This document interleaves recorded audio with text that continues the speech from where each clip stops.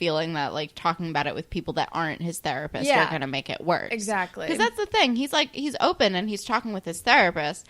He just doesn't want to talk about it with every other person in the world, which is valid. He's like, I want to go have fun, like, on a date with my girlfriend. I don't want to be constantly thinking about it. Exactly. And she's like, yeah, go do that. And yeah. I'm like, yeah, therapist. She's like, you're allowed to still be happy. And have fun, I think is what she says. I think it was fun, yeah. Yeah. But then we're with Jenna, and she's telling Allie that she's going on a date with Connor. And Allie's being real judgy. Yeah, and then she brings up the underwear stealing, and I was like, oh, never forget that. Yeah. Jenna's like, that was a long time ago. Like, we've all done dumb shit, like missed sexting. And Allie's like, yeah, that was a long time ago. But Jenna's like, hey, man, don't judge me. I'm going on a date with Connor. Like, yeah. She never seems, like, embarrassed about it. Yeah, except for kind of a little bit later. Maybe a little later, but, like, it's a brief moment. Yeah. And I don't remember. I feel like Connor comes over, but I don't remember. Oh, yeah. He's like, he comes over and he's like, I'm taking you to space for our date. He gives her this, like, orange jumpsuit and she's like, what is this for? And he's like, our date. We're going to space. And I was like, that sounds amazing. And then I wrote, I love Connor. I love Connor. I want to go on a date with Connor. I want to go on a space date. Oh, my God. Can someone take me on a space date? But then I don't ask for much. Just take me on a space date. Just program that entire thing that Connor programmed. And take me on a space date. But then Katie is at lunch and she's glomming on to Maya and sitting with her because she doesn't want to sit because she feels like isolated with the Mo, Marisol, Jake group. Yeah, we're not getting a lot of, like, how Maya's feeling in this episode, which is fine. Like, I think it's best to, like, focus on one person at a time if we are going to go with, like, the dealings. But it does come up. She's like, is this because of the Cam thing? Are you concerned about my well-being? My being as well. Yeah. And Katie's like, no, like, we're just hanging out. And then we find out that Maya's going to do an open mic night. And Katie's like, okay, cool, I'll go. And it's just... Maya's like, please don't embarrass me, which Katie does. So. Yes, she does. Oh, boy. But then Eli is showing, like, the leadership people his, like, rough cut of the video yearbook. And then we get an Ice Hounds montage, but Cam isn't in it. And Dallas is like, why isn't he there? I thought we were at least going to do a tribute. And it's sad. And Fiona says something like, it sends, like... the wrong message. Mixed messaging or weird messaging or something. And I was like, no. What? It's hard to disagree. No, I was like, why isn't there a tribute? It's weird that you're cutting him out. Yeah. And which Dallas does bring up. He's like, at least keep him in the footage of us as, like, groups and stuff. Like, he did go to this school. Exactly. And, like, yeah. And also, why is it out of line to ask for a tribute? Yeah. I don't think it is at all. Mixed messaging. It's a video yearbook for a public high school in Canada. I think it also still goes back to, like, people have very different views of, like, suicide and how to deal with that. And I don't know, maybe, like, I don't think it's a weird thing to put a tribute, like, in a yearbook if one of your classmates has passed away. That's a pretty common thing, but just because it's suicide, sometimes there's, like, a weird stigma attached to it. Yeah, you're probably right. People get fucking weird about it. You're probably right. That's how I took. But that also pisses me off. It pisses me off, too. Anyway. You guys, I spent so many of these episodes just, like, angry or sad. It's really, like, I'm, like, enthralled and they're so good, but I'm just like, okay. Eli's like, fine, I'll re-edit it. And he's stressed out and he wants to, like, fuck off and go on a random adventure. He wants Claire to go to this party with him. And she's like, nah, dog. And she's like, I think that you just don't want to focus on the fact that you found the body. Let's go edit the footage together. Oh my God, Claire. Claire! Jesus Christ. Like, she's Claire, being way too hovery. So and, hovery. And she, like, can't. Like, treating him with kid gloves. Yes, she's doing the, she's, it's like she's She's She's Ashley when Ashley found out that Craig was bipolar. Yeah. She's doing that, but worse. Yeah. Because also, like, Eli's telling her, like, I don't want to talk about this. I was literally just going to say, like. Sorry, I cut you off. No. But it's jumping off of that and, like, referencing something he says at the end. Like, she's not fucking listening to him. Like, she's hearing him, but she's not listening or the other way around. I don't know how yeah, he phrases it. I think that was but it. she's not actually listening to what he is saying, and she's not responding to his needs. She's just doing what she thinks he needs. Yeah. Because of her interpretation of the situation. Which is garbage nonsense. Yeah. Like, you are the same age. You have, like, a similar, like, you know, just, like, if someone tells you what they need, listen to them. Yeah. You don't know best. Even if you were someone's parent, you probably don't know best when it comes to something like this. And it's like, I feel like they don't, like, she's not talking to, like, they're not talking about it. And, like, I know, or they're just not talking about how to handle the situation. You can't pull someone, like, you can't, like, force someone by talking at them about something. Exactly. Like, if they want to talk about it and you want to make it known that you are there to listen, then just be like, if you want to talk about it, I am here. We can do something else. Exactly. Like, you have to... like, I feel like it's 101 to be like, I'm going to, like, I'm here if you need me. Let me know what you want to do. You're in control of the situation. Like, especially with something like grief or PTSD, both, like, they're both so, like, anything even kind of, like, on the same page as that. It's so tricky to deal with when it's, like, someone that you care about, that it's, like, I feel like the only possible correct move is to be like, hi, I'm going to let you take the driver's seat and be as empathetic as possible and try to pick up cues on what you need. It's hard. It's, like, a really challenging thing to do.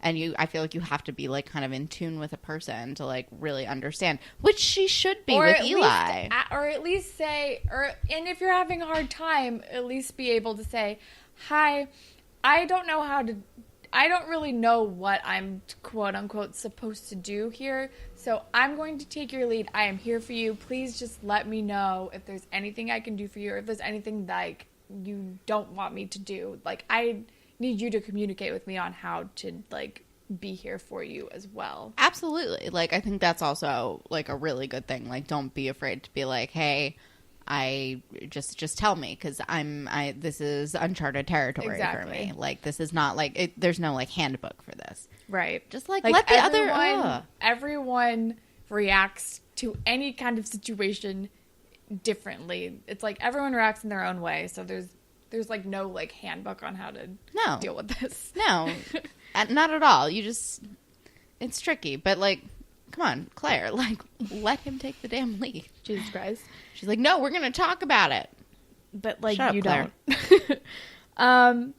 Anyway, but then she's like, no, like, you should do it. And he's like, fine, I'll stay here and edit it. And then Jake and Mo come in, and then he's like, hey, here's this thing. And then they're like, and then they figure out, like, the puzzle, and they uncover a secret map. And they're like, ooh, we're going to have a guys' night at a secret party.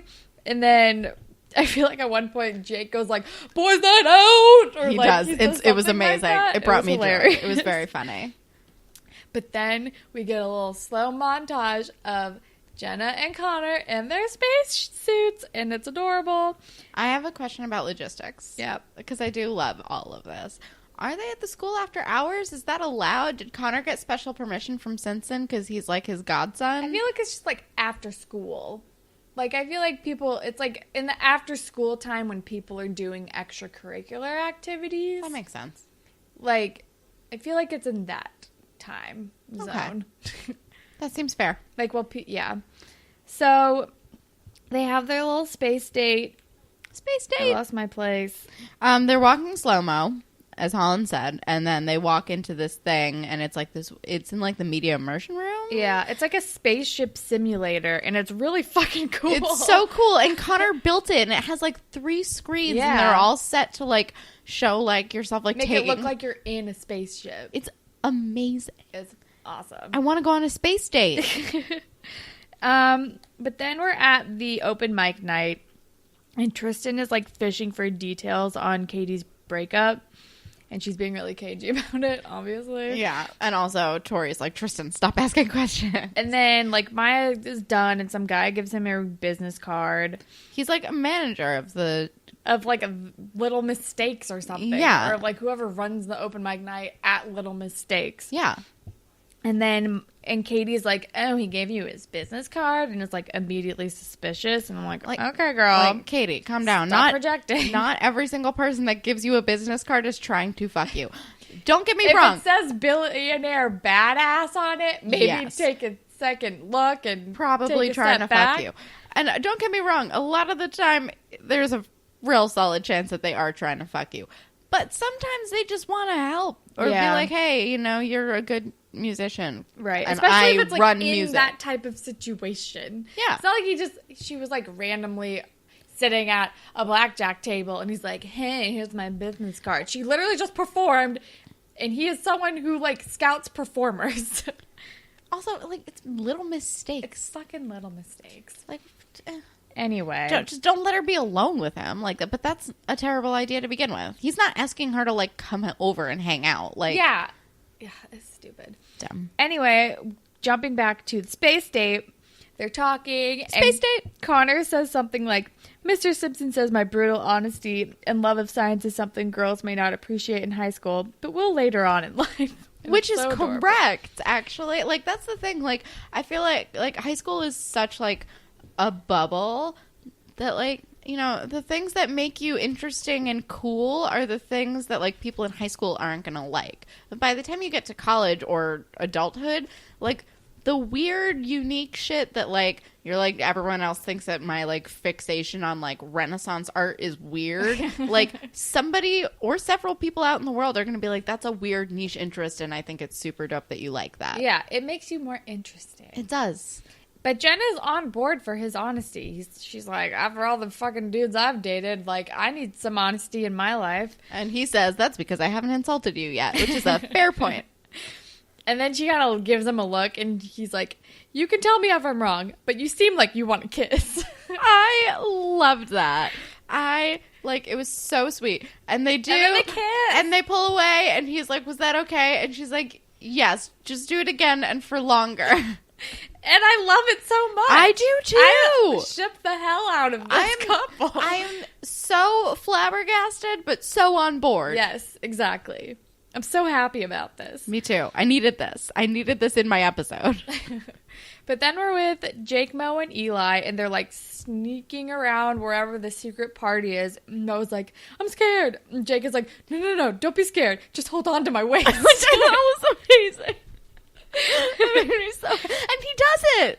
He does hold on to his waist. He's like, okay. I love this group. I love it, too. But then we arrive at this weird-ass paint party, and someone says, like, what is this? Some kind of teen purgatory? And, like, strange. Weird music is playing, but then red paint splatters and triggers Eli, and then he's like, Jake, do you have weed? And Jake is like, no, are you okay? And he's like, oh, someone just asked me, no worries.